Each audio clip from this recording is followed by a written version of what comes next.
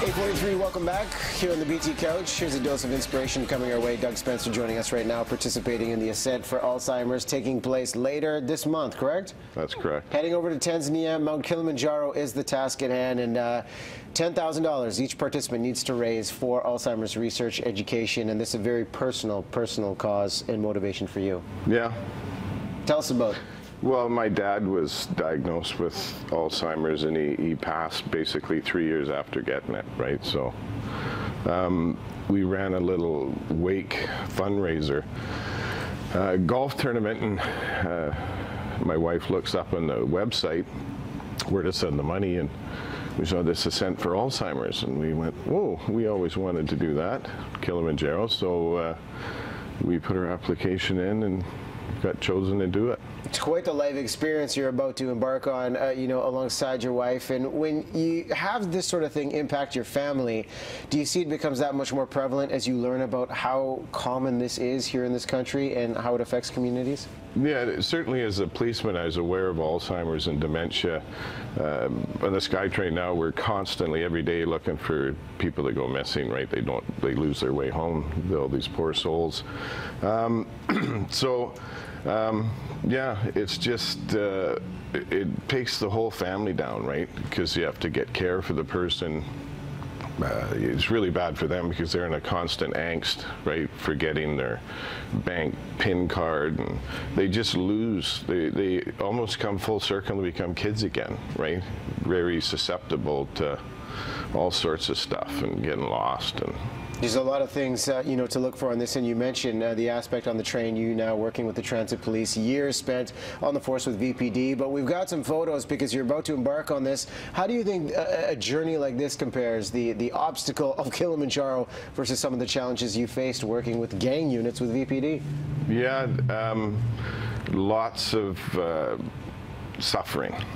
That would be my comparison between Alzheimer's and the gangs, right?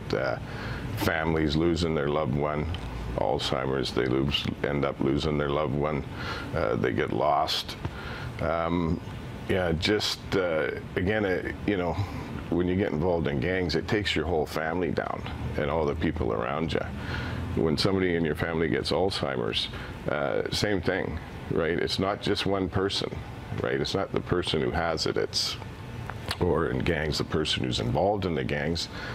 It pulls everybody from that family circle in. And now what you're doing, you help the family rise up and inspire a community. We have some photos as well of what this journey is like, once in a lifetime. Tell us, mountain in Africa. Take us through this photo and the ones we're about to see.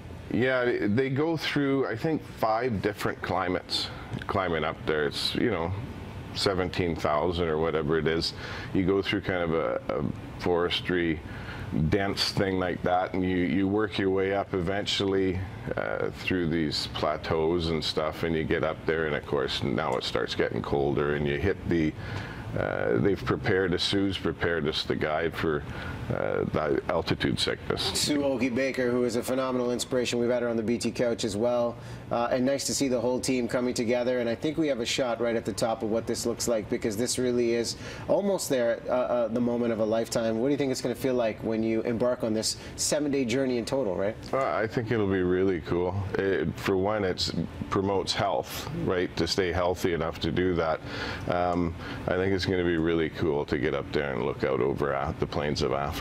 Look forward to seeing your photo by that sign right there, Doug. Exactly. AscentBC.ca, is that the website where people can support you? Yeah, and you know, my wife and I, she's RCMP, we came in this hoping that the fact that we're policemen could get firemen, ambulance, all these other emergency response people that deal with the poor people that have dementia and Alzheimer's to donate.